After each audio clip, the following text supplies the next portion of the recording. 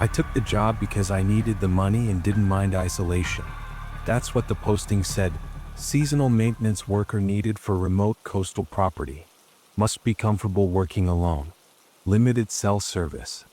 What they didn't mention was that the remote coastal property was Beacon's End Lighthouse, a structure officially condemned since 1984, perched on a rocky outcrop 3 miles from the nearest inhabited shore. A place where the ocean meets jagged cliffs in a perpetual war of erosion and salt spray. The ferry dropped me off on a gray Tuesday morning in October. The captain, a weathered man named Garrett who looked like he'd been carved from driftwood, helped me unload my supplies onto the narrow dock. "You sure about this?"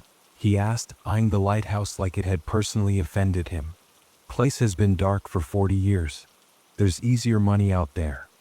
"I'm sure," I said, though his tone made my confidence waver. "I'll be back in 3 days," he said, already untying the mooring line. "Radio if you need pickup sooner. Sometimes the weather turns fast out here." He paused, one foot on the boat, one still on the dock.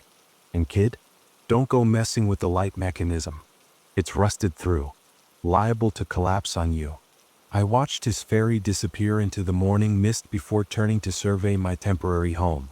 Beacon's End rose like a skeletal finger from the rocks, its white paint long since stripped away by decades of wind and salt, leaving streaks of rust bleeding down the stone. The structure stood maybe 60 feet tall, tapering from a wide base to the glass-enclosed beacon room at the top. A small keeper's cottage huddled beside it, looking even more decrepit than the tower itself. My job was simple: catalog structural damage, check for hazardous materials, take photographs for the Historical Society's records. 3 days, then back to civilization. Easy money. The first thing I noticed when I reached the lighthouse entrance was the door. It hung open, not broken or forced, just open. The iron hinges were crusted with rust, yet the door had swung inward as if recently used. "Hello," I called into the darkness. My voice echoed up the spiral staircase that wound into shadow. No response. Just the distant crash of waves and the cry of gulls. I pulled out my flashlight and stepped inside. The interior smelled of brine and decay, that particular scent of places the sea has been slowly reclaiming. The circular room at the base was empty except for debris, broken glass, scraps of rotted fabric, bird droppings from nests in the rafters. The spiral staircase wound upward along the outer wall, iron steps that rang hollow beneath my boots. I climbed slowly, testing each step before trusting it with my full weight. The walls here were stone, maybe 3 feet thick, with narrow windows every quarter turn that let in thin streams of gray light. Halfway up, I found the old keeper's quarters, a small landing with a cot frame, a rusted stove, shelves that had once held supplies now empty except for mouse droppings. At the top, the beacon room opened into a circular space enclosed by thick glass panels, many cracked or missing entirely. The beacon itself dominated the center, a massive Fresnel lens, its 1,000 facets dull with grime and salt deposits.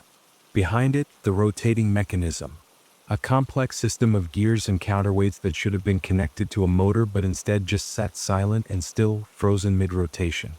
I walked around the lens, examining it from all angles.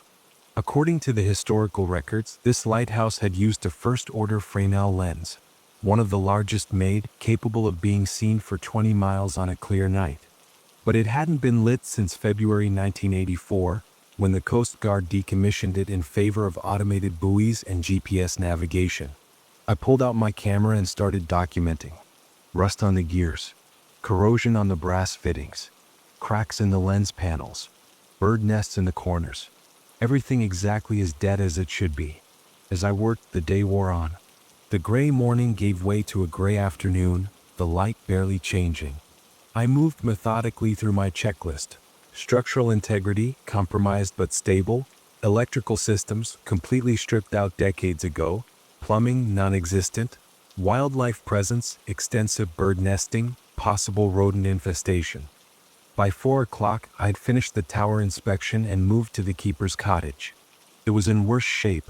Roof partially collapsed, floor rotted through in places, walls green with mold. I documented it quickly, eager to set up my camp before nightfall. I'd brought a tent, planning to sleep outside rather than risk the unstable structures. I pitched it on a flat section of rock about 50 yards from the lighthouse, close enough to access easily but far enough that if anything collapsed, I wouldn't be buried. As I worked, I kept glancing at the lighthouse, at those dark windows that seemed to watch me like empty eyes. The sun began its descent toward the horizon, or what I could see of it through the perpetual cloud cover. The temperature dropped fast and the wind picked up, carrying spray from the waves that crashed against the rocks below. I heated a can of soup on my camping stove and ate, watching the ocean turn from gray to black. That's when I first felt it. Not saw, felt. The sensation of being watched. I turned to look at the lighthouse. From my angle, I could see the beacon room at the top, its dark windows reflecting the dying light. Nothing moved. Nothing changed. Yet the feeling persisted, prickling along my spine like static electricity. "You're tired?" I said aloud, just to hear a human voice. "Long day. Creepy place. Your brain's just making patterns where there aren't any." But I kept my flashlight close as I crawled into my tent. I tried to read by headlamp, some paperback thriller I'd brought to pass the time. But the words blurred together, and my attention kept drifting to the sounds outside. The waves were constant, rhythmic. But occasionally I'd hear something else, a grinding sound like metal on stone. Probably just the wind pushing against loose metal somewhere in the structures. Probably. I must have dozed off because I woke suddenly to complete darkness. My headlamp had died, and when I checked my watch, the face was dead too. Dead battery? I just replaced it before the trip. I fumbled for my flashlight and flicked it on. The beam cut through the darkness of my tent, reassuringly solid. I unzipped the tent flap and looked out. The lighthouse stood silhouetted against the night sky, darker than the darkness around it. Stars were visible for the first time since I'd arrived, the clouds having finally broken up. The Milky Way spread across the heavens in a stunning display I rarely saw from the city. And then I saw the light. At first, I thought I was imagining it, a faint glow from the beacon room at the top of the tower. But no, it was real, growing brighter. A warm, yellow-white luminescence that began to fill the glass-enclosed space. My heart rate spiked. There was no power to the lighthouse. The wiring had been stripped out 40 years ago. There was no possible way. The beacon flared to life. Not with the steady glow of electric lights, but with the fierce, focused intensity of the old oil lamps. The Fresnel lens caught the light and threw it outward in a beam so bright I had to shield my eyes. It swept across the darkness, illuminating the churning ocean, the jagged rocks, the empty sky. And then it stopped. The beam held steady, pointing directly at me. Not passing over me as it rotated, but stopping, focusing, like a spotlight pinning an actor to the stage. I stood frozen in that cone of light, my shadow thrown long and black across the rocks behind me.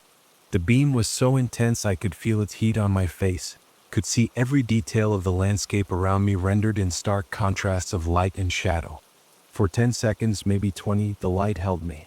Then, slowly, too slowly, unnaturally slowly, it began to move again, sweeping away from me across the water around the full 360 degrees.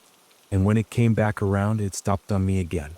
My hands were shaking as I ducked back into my tent, zipping it shut like that would somehow protect me. I sat in the darkness, listening to my own rapid breathing, trying to rationalize what I'd just seen. Reflected moonlight through the lens?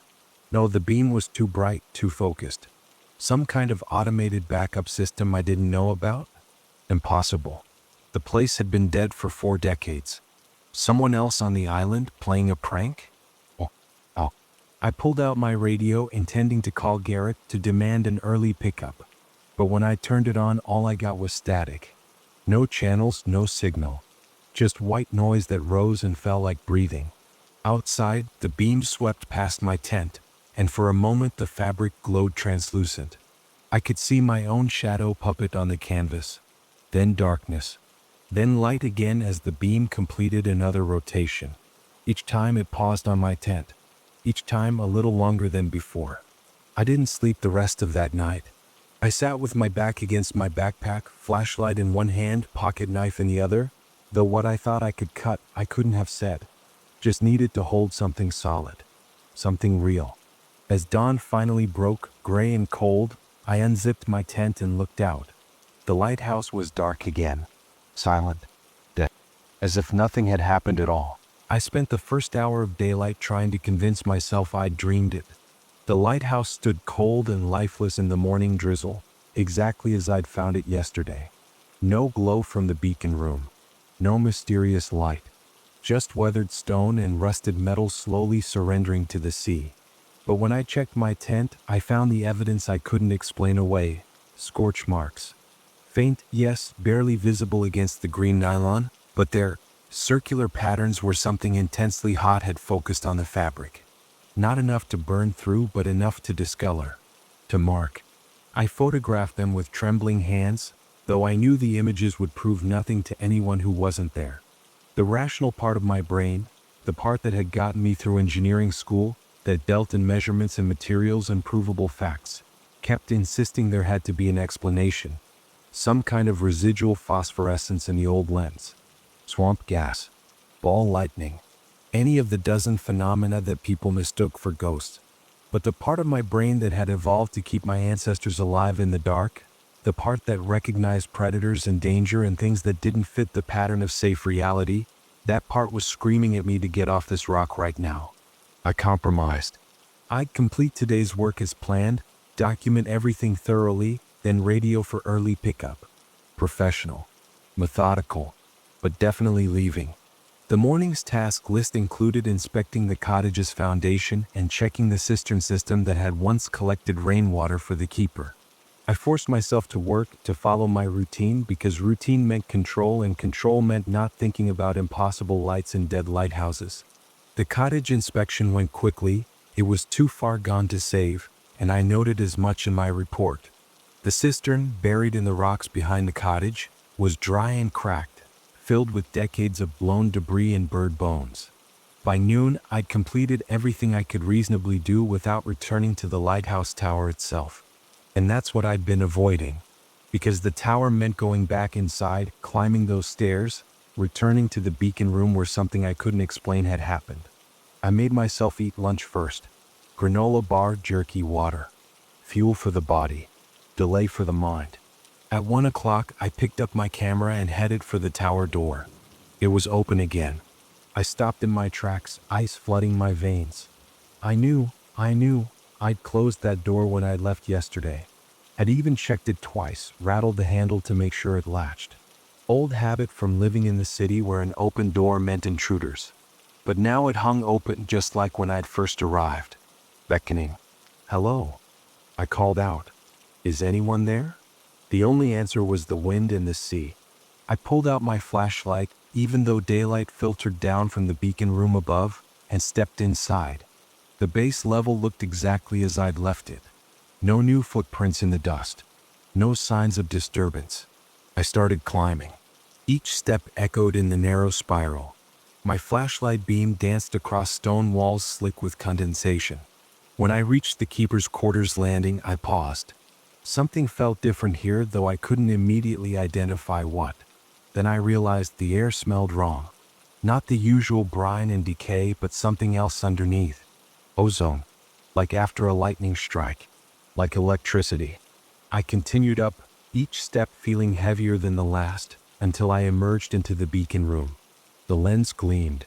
Not just reflected light from the windows. Actual gleaming, like someone had polished every one of those 1,000 facets overnight. The grime and salt deposits were gone. The brass fittings shone. Even the rotating mechanism looked different, less rusted, its gears aligned in a way that suggested they might actually turn. I approached slowly, my reflection fracturing across the lens surface into dozens of distorted versions of myself. When I reached out to touch it, the glass was warm. "What the hell?" I whispered. Behind the lens, something caught my eye. The rotation mechanism had an old manual crank, meant for turning the lens when the automated system failed. I'd photographed it yesterday, seized solid with rust, completely inoperable. Now it was pristine, and it was moving. Not fast, not obviously, but moving. Clockwise, maybe a quarter inch every few seconds. So slow you'd miss it if you weren't watching directly. I backed away, my breath coming faster. This wasn't possible. Rust didn't clean itself. Seized mechanisms didn't spontaneously repair. Things didn't just start working again after 40 years of abandonment. Unless someone was here. Unless someone was maintaining the lighthouse while I slept. But who? Oh, I was 3 miles from shore with no boat. Garrett wasn't due back for 2 more days. I pulled out my phone to take a video and froze. The screen showed the time as 12 hours. Not 1:15 p.m. like it should be. Just midnight, blinking over and over like my phone had reset itself. When I checked the photos I'd taken this morning, they were gone. Every single one. The only images remaining were from yesterday, before the light had turned on. My radio crackled to life in my pocket. I yanked it out, hope surging. Maybe Garrett was nearby, maybe he'd come early. Static poured from the speaker. But not random static. It had a pattern. Long bursts and short bursts. A rhythm. Morse code. I'd learned it years ago for a Boy Scout badge, never thought I'd need it again.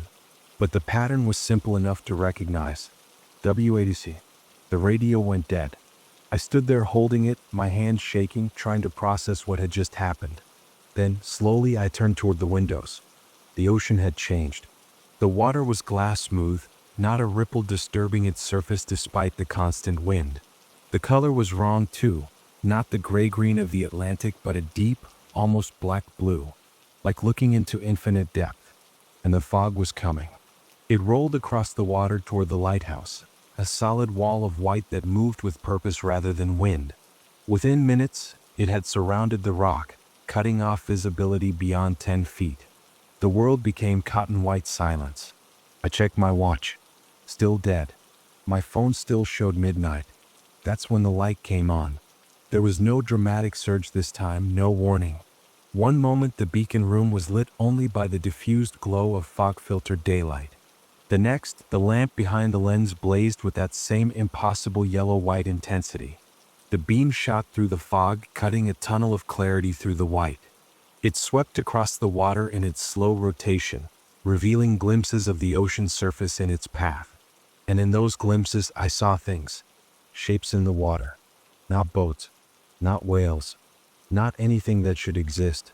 They were tall, impossibly tall, rising from the water like trees growing from the seabed. Their forms were suggestions rather than solid shapes, like looking at something through shower glass. Almost human silhouettes, but stretched, elongated, wrong.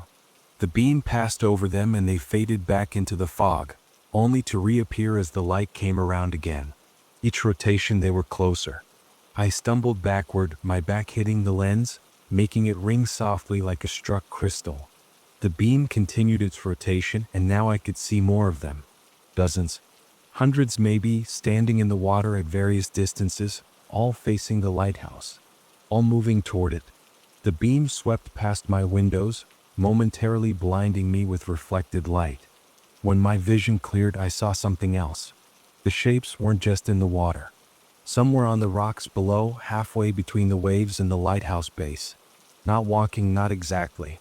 More like flowing, their movements too smooth, too fluid, like they weren't bound by the same physics as solid things. They looked up at me with what might have been faces. The light hit them directly and I saw. No, I didn't want to see. Didn't want to comprehend what I was seeing. My brain refused to process the images into anything coherent, instead offering only fragments. Too many limbs, mouths where mouths shouldn't be, eyes that were more like voids. The beam completed its rotation and stopped, pointing at me, holding steady, pinning me in light so bright I couldn't look away, couldn't close my eyes, couldn't do anything but stand there being seen. In that moment of perfect visibility, of being utterly illuminated, I felt something brush against my mind. Not a thought, not a voice, more like attention. Like something vast and hungry was finally aware that I existed. The shapes below stopped moving. All of them simultaneously turned their not quite faces upward, toward me, toward the light that was revealing me to them. The beam moved on, continued its rotation, but each time it came around it stopped on me. 5 seconds, 10, 20, getting longer with each pass. And each time it moved away the shapes got closer. I don't know how long I stood there, frozen in that cycle of light and darkness, watching things that shouldn't exist climbing toward me. It could have been minutes or hours. Time had stopped meaning anything. But eventually the fog began to thin. The shapes faded with it, receding back into the water, sinking beneath the surface until only ripples remained. The beam dimmed, the light fading from the lens until the beacon room was dark again. I was alone. Except I wasn't. Not really. Because whatever those things were, they'd seen me. And they were waiting for the next time the lighthouse called them home. My legs gave out. I slid down to sit on the floor, my back against the lens, my body shaking with adrenaline and terror. I needed to leave. Needed to get off this rock right now. I fumbled for my radio, hands trembling so badly I nearly dropped it. Garrett. Garrett, come in. I need pickup. No. Emergency. Static. Then cutting through it. Can't reach you. Whether 3 days? No. I shouted into the radio. I can't stay here 3 days. Something's wrong with the lighthouse. The radio died. Completely. No static. No signal. Just dead plastic in my hand. I threw it across the room, heard it crack against the wall. Didn't care. I had to get out. Had to get down from this tower, away from this light that was calling things from the deep. I ran for the stairs, taking them 2 at a time, my footsteps echoing in the narrow space. At the keeper's quarters landing, I stopped. There was something on the cot that hadn't been there before. A book. Leather-bound, water-stained, but intact. I'd searched this room yesterday, documented every corner. This hadn't been here. Against every instinct screaming at me to keep running, I approached it. The cover bore no title, just years of water damage and salt stains. I opened it to the first page. Handwritten text in faded ink. Logbook of Benjamin Marsh, keeper of Beacon's End Light. January 1st, 1979. I'd found the lighthouse keeper's journal. The last keeper before the Coast Guard shut everything down. My hand steadied slightly as I flipped through the pages. This was evidence. Documentation. Something that might explain what was happening. Most entries were mundane. Weather observations, supply deliveries, maintenance notes. But as I read further, as the dates progressed through 1979 and into 1980, the tone changed. February 12, 1980, the light acts strange tonight. Stops its rotation. Faces the water too long. I've checked the mechanism twice. Nothing wrong I can see. March 3rd, 1980, things in the fog again. Tell myself they're seals or whales or my eyes playing tricks. But seals don't stand upright in the water. And their eyes don't reflect the light that way. April 19, 1980, received notice from Coast Guard. The light will be decommissioned next year. They say it's too expensive to maintain, that the ships don't need it anymore with modern navigation. I should be relieved. Instead, I'm terrified. What will happen when the light goes dark? I flipped ahead, scanning entries. The keeper's mental state deteriorated with each page, his handwriting becoming more erratic, his observations more disturbing. September 1st, 1980, they come closer now. Rising from the water when the beam sweeps past. Watching. Waiting. I think the light is what keeps them away. I think if it ever goes dark, they'll come ashore. November 15th, 1980, I tried to leave today. Made it as far as the dock before I felt it, the compulsion to return. The light needs a keeper. It must have a keeper or something terrible will happen. I understand now. This isn't a job. It's a duty, a burden, a curse. January 4th, 1981, I don't sleep anymore. Can't sleep. Every time I close my eyes, I see them in the deep places. See how many there are. Miles of them stretching down into the dark. All waiting. All patient. They'd been waiting a very long time. The entries grew sparser after that, sometimes weeks between them. When I reached December 1983, my blood ran cold. December 18th, 1983, the Coast Guard came today with the decommissioning order. Shut off the light. Disconnected everything. Said I could stay through the winter, but the beacon is dead. They don't understand. They can't understand. The light was never for the ships. The ships were an excuse. The light is a ward. A barrier. And now, the next page was torn out. Only fragments of words remained visible in the ragged edge. Rising, too many, should never have. I turned to the final entry. The last words the keeper wrote, dated February 29, 1984. The sea isn't rising, it's reaching, and it wants the lighthouse lit to guide them home. But home to what? Home to where? I think we built the lighthouse on their doorway. I think we've been standing on the threshold all along. The light kept them below, kept them in the deep places where they belong. But now it's dark and the door is opening. If anyone finds this, do not turn on the light. Let the lighthouse stay dark. Let the machinery rust. Let the lens crack and the tower fall. Whatever you do, don't call them back. Don't show them the way. God forgive me, I think it's already too late. I think they're already. The entry ended mid-sentence. The rest of the page was blank. I closed the journal, my mind racing. The keeper's final entry was dated February 29, 1984, but 1984 wasn't a leap year. There was no February 29th, which meant either the keeper had lost his mind completely and was writing fictional dates, or time worked differently here. I looked around the keeper's quarters with new eyes. The dust on the floor showed footprints leading to and from the cot. Fresh footprints. My size. But I hadn't been on this landing since yesterday. Except, had I? Time was slipping. My watch dead. My phone stuck at midnight. Hours passing that felt like minutes, or minutes that felt like hours. How long had I actually been on this rock? A sound from above made me jump. A grinding, mechanical noise. The beacon room. The light was turning on again. And this time I could hear something else beneath the mechanical grinding. A sound like singing. Like hundreds of voices in harmony, coming from the direction of the ocean. Getting closer. They were answering the lighthouse's call. And I was trapped here, 3 days from rescue, with no way to turn off a light that had no power source. The light that was drawing them home. I should have left the keeper's quarters immediately.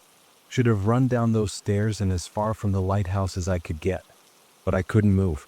The singing held me frozen, that awful harmonious sound that resonated in my chest like a physical pressure. It wasn't music, not really. It was more like the ocean itself had found a voice. The voice it might have used before humans walked the earth, before anything walked the earth. A sound that spoke of depths and darkness and things that had never seen the sun. The grinding from the beacon room stopped. The singing faded to a distant murmur. In the new silence, I could hear my own ragged breathing and the frantic hammering of my heart. I forced myself to move, made my legs work, crept to the landing's narrow window and looked out. The fog had returned, thicker than before. It pressed against the lighthouse like something alive, something hungry. But within it I could see lights. Not reflections of the beacon. These lights moved independently, bobbing and weaving through the white. Blue-green phosphorescence, like deep-sea creatures rising to the surface. Only they weren't in the water anymore. They were in the fog itself, in the air. Dozens of them circling the lighthouse in a slow spiral. I ducked below the window, pressing my back against the cold stone wall. My mind raced through options, each one worse than the last. I couldn't call for help. My radio was dead. I couldn't leave. There was no boat, and even if I could swim 3 miles in the Atlantic, I'd be swimming toward those things. I couldn't destroy the lighthouse. Even if I had explosives, what would happen if I demolished whatever was keeping them at bay? The keeper's journal said the light was a ward, a barrier. But it also said not to turn it on, that doing so would call them back. So which was it? Was the light protecting me or summoning them? Maybe both. Maybe the light had always served two purposes, keeping them away from the shore while also marking the boundary they couldn't cross. And now, with the lighthouse abandoned for 40 years, maybe that boundary had weakened. Maybe they'd been slowly pushing against it, testing it, waiting for any sign that they could finally cross over. And I'd given them that sign. By coming here. By being here. By existing in this space that was meant to be empty, forgotten, dead. The grinding started again. The beacon activating for another rotation. I counted seconds, tracking its movement by the shifting light that filtered down through the stairwell. 30 seconds to complete a full rotation. 30 seconds of the beam sweeping across the water, the rocks, the fog. And each time it completed a circuit, it stopped, facing inland. pointing not at me but beyond me toward the mainland 3 miles away, toward civilization, toward people who had no idea what was gathering in the deep. "It's guiding them," I whispered, "showing them the way." That's what the keeper meant. The light didn't call them to the lighthouse. It showed them what lay beyond it. It marked the path from the deep ocean to the shallow waters to the shore. A beacon saying, "Here, this is the way, this is how you reach the land." And I'd activated it. Somehow, just by being here, I'd turned on a lighthouse that had been dead for decades. I'd lit a signal fire that was visible not just for miles, but for fathoms. Down in the crushing dark where pressure should kill anything, where light never reached, something had seen the beacon turn on. And it was coming. I had to turn it off. Had to sever whatever impossible power source was running it. I climbed the remaining stairs to the beacon room, my legs shaking, my hands gripping the rust-rough railing. The beacon room was worse than before. The light wasn't just on, it was brilliant, almost blinding. The lens had become a prism of burning white that threw rainbows across every surface. And the heat, God, the heat, like standing next to a furnace. No way this was running on electricity. No way this was anything man-made. I circled the lens looking for a switch, a valve, anything I could turn off. But there was nothing. The mechanism operated independently, the gears turning smoothly despite having no visible motor or drive system. The lamp itself wasn't even a lamp, just light, sourceless and impossible, emanating from the focal point of the lens. I tried forcing the rotation mechanism, putting my weight against the manual crank to stop it from turning. The metal was hot enough to burn my palms, but I held on, straining against the movement. For a moment I thought I felt it slow. Then it jerked forward with enough force to slam me backward. I hit the floor hard, my head bouncing off the iron. Stars exploded across my vision. When they cleared, I saw that the beam had stopped rotating entirely. It pointed directly at me, fixed, immobile, and getting brighter. The heat became unbearable. I could smell my hair singing, feel my skin tightening. The light was going to burn me alive, cook me like an ant under a magnifying glass. I rolled toward the stairs, scrambling on hands and knees, desperate to get out of the direct beam. Behind me, the glass windows of the beacon room began to crack from the heat, sharp reports like gunshots. Fragments rained down, glittering in the intense light. I half fell down the stairs, stumbling and catching myself on the railing, not stopping until I reached the keeper's quarters. The smell of ozone was overpowering now, mixed with something else. Something organic and rotting, like low tide magnified 1,000 times. At the window, I looked out and immediately wished I hadn't. The fog had parted. Not cleared, parted as if something had pushed it aside like curtains. And in the gap, I could see the ocean. It was raw. The water didn't move like water should. It flowed upward in places, defying gravity, creating pillars and arches and impossible geometries. And within those structures, I could see them clearly for the first time. They weren't tall because they were standing on the seafloor. They were tall because they went down forever, their lower portions disappearing into depths that shouldn't exist this close to shore. What I thought were bodies were just the tips, the parts that could reach up into our level of reality. As I watched, one of them lifted something that might have been an arm, might have been a tentacle, might have been something without a name in any human language. It reached toward the lighthouse, and the water followed its movement, rising in a smooth column that defied every law of physics I knew. The column of water touched the rocks at the lighthouse's base. Where it made contact, the stone began to change, becoming darker, slicker, as if it were transforming into something that belonged more to the ocean than to land. They were remaking the environment. Slowly, patiently, they were turning the lighthouse island into something they could exist on. And when they finished, when the transformation was complete, they wouldn't stop there. They'd continue inland, spreading their impossible ocean across the land until what? Until everything was deep water? Until the whole world became their domain? The singing resumed, louder now. Close enough that I could hear harmonics within it, layers of sound that hurt to perceive. It was a language, I realized. A form of communication so alien that my brain couldn't even categorize it as language, instead experiencing it as pain and nausea and overwhelming dread. I pressed my hands over my ears, but it didn't help. The sound came from inside my head now, resonating in my bones, in my teeth, in the fluid of my inner ear. Movement caught my eye. In the water between the pillars, smaller things were emerging. These ones I could almost understand. They had shapes that resembled deep-sea creatures, all translucent flesh and trailing appendages and lights that pulsed in their bodies. But they were too large, too coordinated. They moved in formation, swimming through both water and air with equal ease. One of them reached the rocks and pulled itself onto land. Its body compressed and stretched like putty, changing shape to suit the new environment. Within seconds, it had transformed from something aquatic into something that could walk. Sort of. Its movements were jerky, experimental, like a newborn learning to use limbs. But it was learning fast. More of them followed, each one adapting quicker than the last, until dozens of the creatures were on the rocks, moving toward the lighthouse with clear purpose. I ran back up to the beacon room, desperate to see if they were climbing the tower.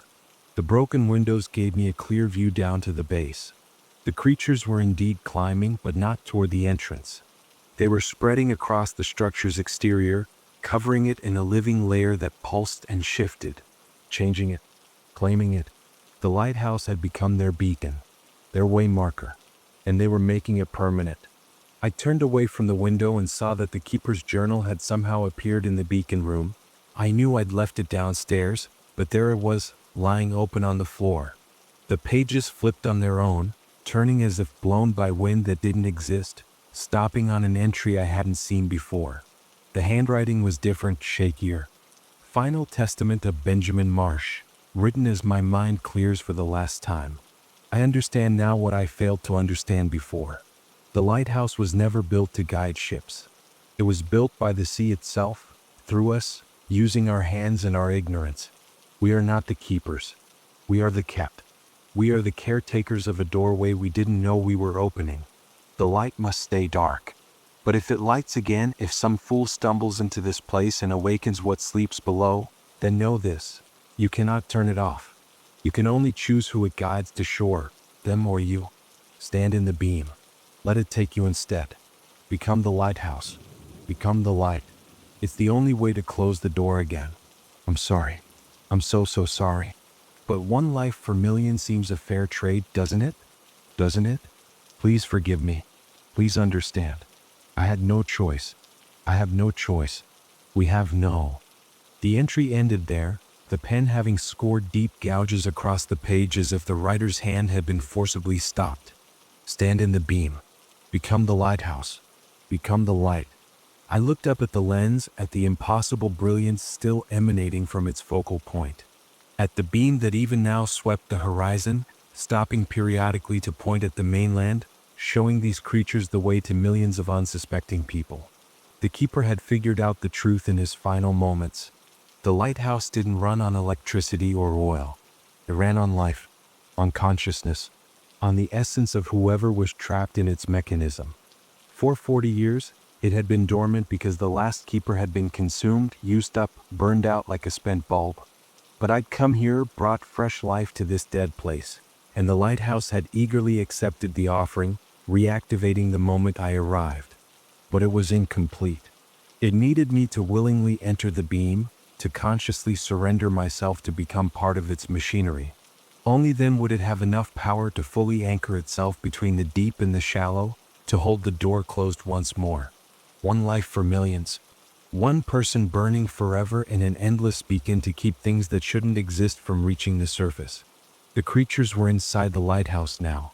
I could hear them on the stairs, their wet sliding sounds echoing up toward me. They weren't rushing, they didn't need to. I had nowhere to go. I looked at the beam, at the light that promised both annihilation and purpose. Then I looked toward the mainland, toward lights I could barely see in the distance. Lights that represented lives that had no idea how close they were to ending. Damn you, I whispered, to the lighthouse, to the sea, to whatever cosmic horror had engineered this trap. Damn you all to hell. But I took a step toward the light anyway. Because what choice did I have? I stopped one step away from the beam. Not from courage or defiance, but from pure, primal fear. Every instinct I possessed screamed against willingly entering that light. My body simply refused to obey, muscles locking up, breath coming in sharp gasps. The creatures were closer now. I could smell them, that low-tide reek mixed with something chemical and wrong like copper mixed with ammonia. Their movement on the stairs produced wet, sliding sounds punctuated by clicking that might have been communication or might have been the sound of joints that weren't meant for land. I forced myself to look down the stairwell. The first one was nearly to the keeper's quarters, its body barely fitting in the narrow spiral. In the dim light filtering down from the beacon room, I could see that it had too many parts, limbs or tentacles or something in between, all working in unnerving coordination to pull its mass upward. But it stopped at the landing. Stopped and waited, its front portion swaying slightly like it was testing the air. The ones behind it bunched up, creating a mass of flesh and appendages that blocked any possible escape. They weren't attacking. They were hurting, pushing me toward the only option they'd left me, the beam. No, I said aloud, my voice cracking.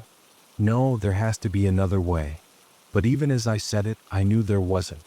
The keeper's journal had been clear. This was the trap, the mechanism, the deal that had always existed. Come to the lighthouse, become the lighthouse. Feed it with your life so it could continue its eternal function. How many keepers had there been over the years? How many people had vanished into this light, their disappearances explained away as accidents or abandonments? The official record said the last keeper simply resigned his position and moved inland. But I knew better now. He hadn't resigned. He'd been consumed, burned up. And when there was nothing left of him to fuel the light, the beacon had gone dark. Until I came along. I looked at the journal still lying open on the floor. In the intense light, I could see something I'd missed before. More writing on the page beyond the keeper's final entry. But this handwriting was different. Cruder. As if written by someone who barely remembered how to form letters. Cannot think clearly anymore. Words hard. Remember my name was Benjamin. Remember I had wife. Children. Yes. 3? No. 2. 2 children. Their names. The entry trailed off. Below it, in even more deteriorated writing. Light is bright. So bright. Always bright. Cannot remember dark. Cannot remember day. Only light. Only turning. Must keep turning. Must keep them below. Must keep. What was I keeping? And finally, barely legible. No more me. Only light. Only keeper. Only. The page ended there, but my eyes caught something at the very bottom, written so small I almost missed it. 25 days. 25 days. That's how long the last keeper had lasted after becoming part of the lighthouse. 25 days of consciousness, of awareness, of slowly forgetting who he was until only the function remained. And then decades of being nothing but a burned-out husk, an empty vessel that had once contained a person. A sound from behind made me turn. The creatures weren't just at the stairwell anymore. They'd found another way up, through the broken windows. I watched in horror as one squeezed itself through a gap no larger than my fist, its body compressing impossibly before expanding again once inside. It landed on the floor with a wet slap and immediately began moving toward me. I backed against the lens, feeling its heat against my back. The beam continued its rotation, passing over the creature. In that moment of direct illumination, I saw it clearly, a thing of translucent flesh through which I could see organs that shouldn't exist, geometries that hurt to perceive, eyes, so many eyes, that reflected the light with cold intelligence. It reached toward me with something between a hand and a claw, and I did the only thing I could. I dove to the side, away from the beam and toward the stairs. The creature tried to follow, but the moment it moved out of the light, it slowed dramatically, its movements becoming sluggish, labored. It was the light. These things needed the light to exist fully in this world. In darkness, they could barely function. An idea sparked. Desperate, probably stupid, but it was all I had. I ran down the stairs, jumping the last 4 steps to the keeper's landing, my boots sliding on the damp stone. The creatures bunched in the stairwell pulled back as I approached, as if surprised that I was moving toward them rather than into the beam. I grabbed the journal from where I'd left it and kept running, down to the base of the lighthouse. Behind me, I heard the wet sliding sounds of pursuit, but they were slower here, struggling in the comparative darkness. At the base level, I finally stopped and flipped through the journal with shaking hands. There had to be something else, some piece of information the keeper had left behind. He'd known what the lighthouse was, what it did. Maybe he'd also known how to fight it. I found it 3/4 through the book, in an entry from months before the decommissioning. Research at the Historical Society has revealed disturbing facts about Beacon's End. The lighthouse was built in 1873, but there was something here before that. The locals called it the Old Light, a natural phenomenon, a phosphorescence that rose from the water on certain nights. The fishing boats avoided this area, said that the Old Light drew things from the deep. When the Lighthouse Commission chose this location in 1872, the locals protested, said the builders were marking something that should stay unmarked. But progress cannot be stopped by superstition, and the lighthouse was built anyway. The first keeper lasted 3 months before he was found dead at the base of the tower, his body, the reports say, malformed, whatever that means. The second keeper disappeared entirely. The third made it a year before going mad and trying to destroy the lens with a hammer. I'm the 47th keeper in 51 years. 47 keepers for a lighthouse that should need one man for decades. We're not tending a light. We're feeding it. Each keeper burns out, gets used up, and the lighthouse calls for another. The Coast Guard doesn't know. They just see a high turnover position in an unpleasant location. But I know what happens when you run out of fuel. I know what rises from the deep when the barrier fails. There must be a way to break this cycle. The Old Light existed before the lighthouse. Perhaps it can exist after. Perhaps if the structure itself was destroyed. The entry ended there and the next page had been torn out. But it was enough. Destroy the lighthouse. Remove the structure that focused and amplified the Old Light into something that could reach across dimensions. But how?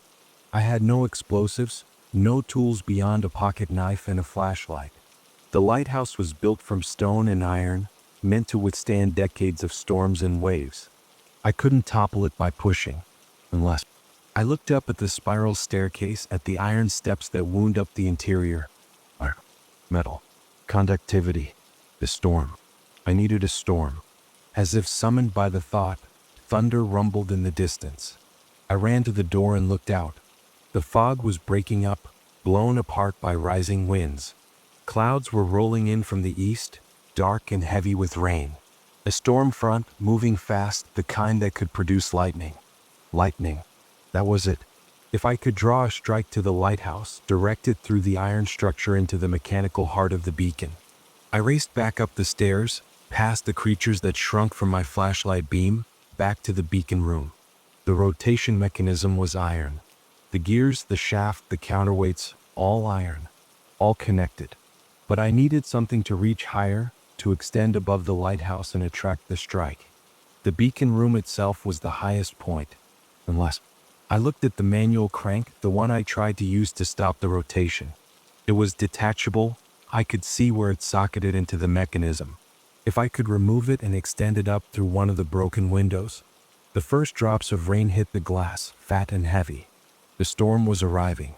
I grabbed the crank handle and pulled. It didn't budge. Of course not.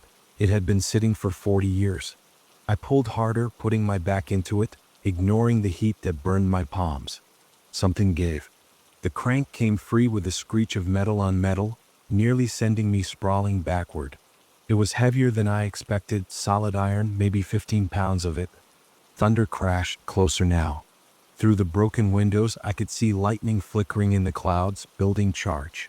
The storm was directly overhead. I moved to the largest gap in the windows and thrust the iron crank upward, extending it as high as I could reach.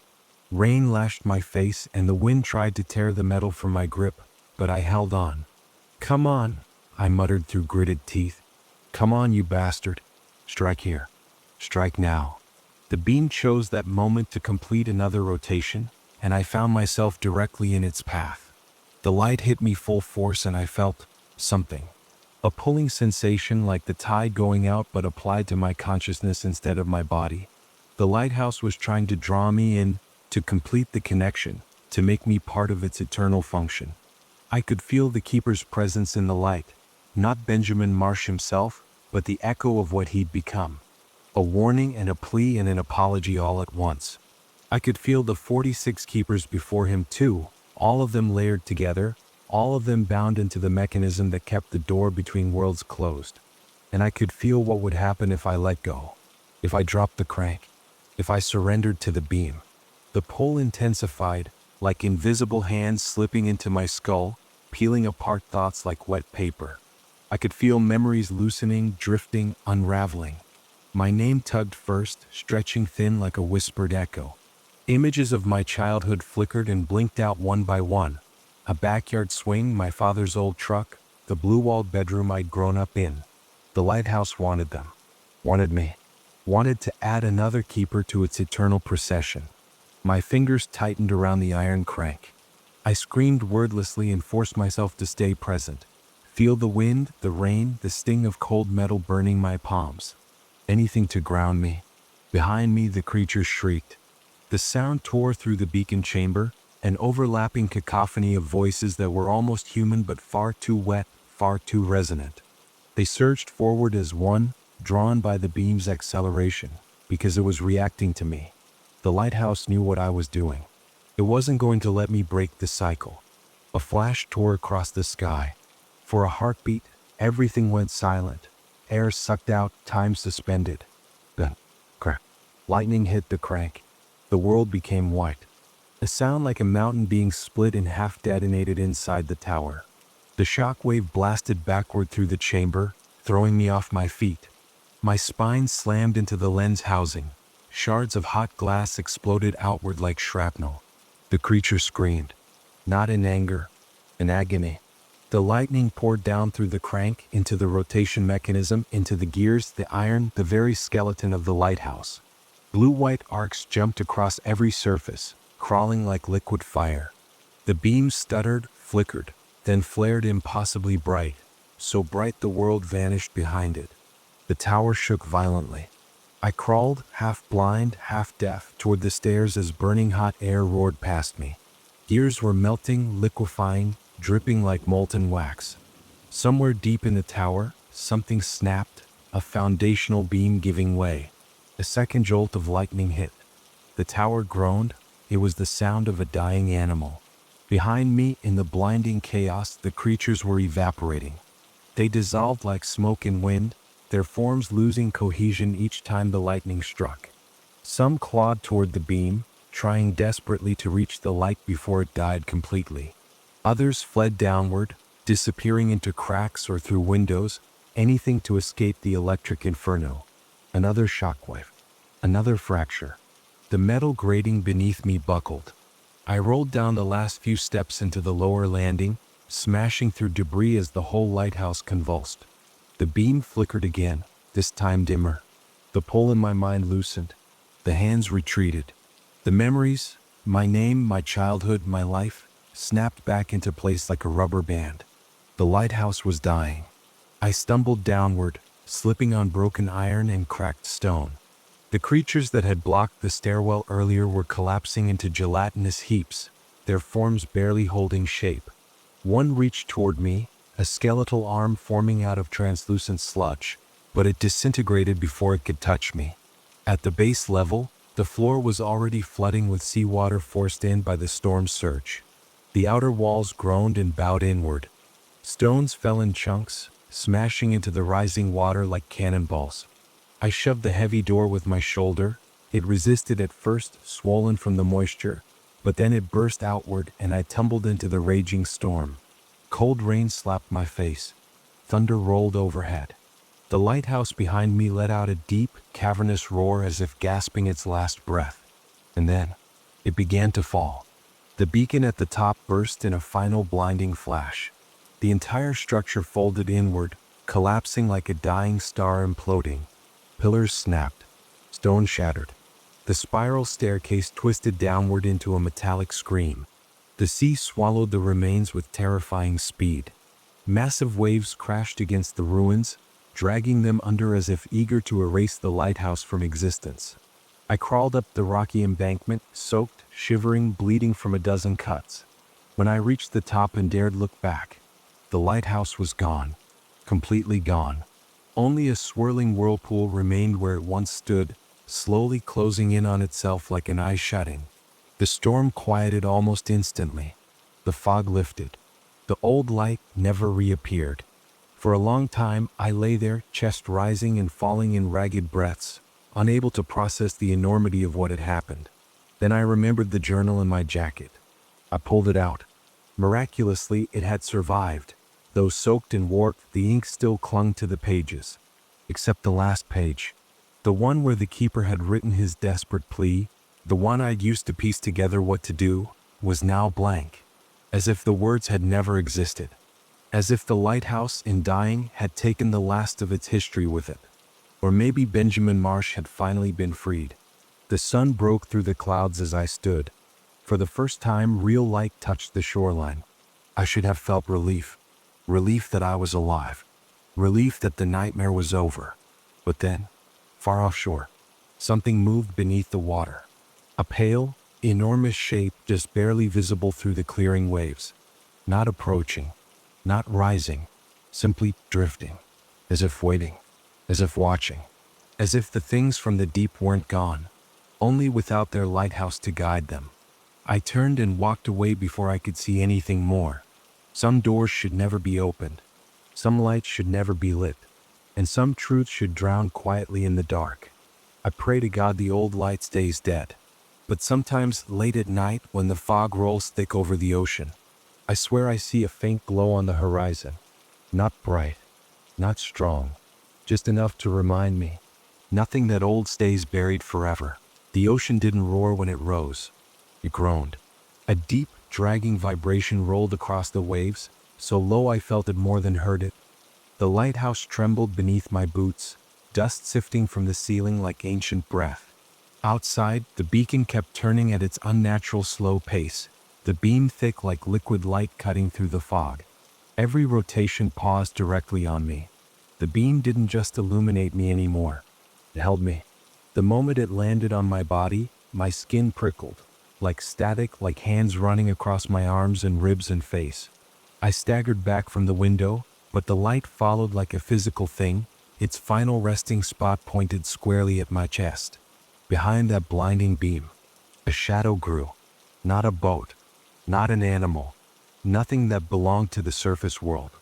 The water began rising, not splashing up, not forming waves, just elevating, as if something beneath it was pushing upward. The fog parted, drawn outward in a circular pattern, revealing the silhouette more clearly. Something massive, something old, something wrong. The faces, pale human-like faces, floated just beneath the surface, rising with the swell.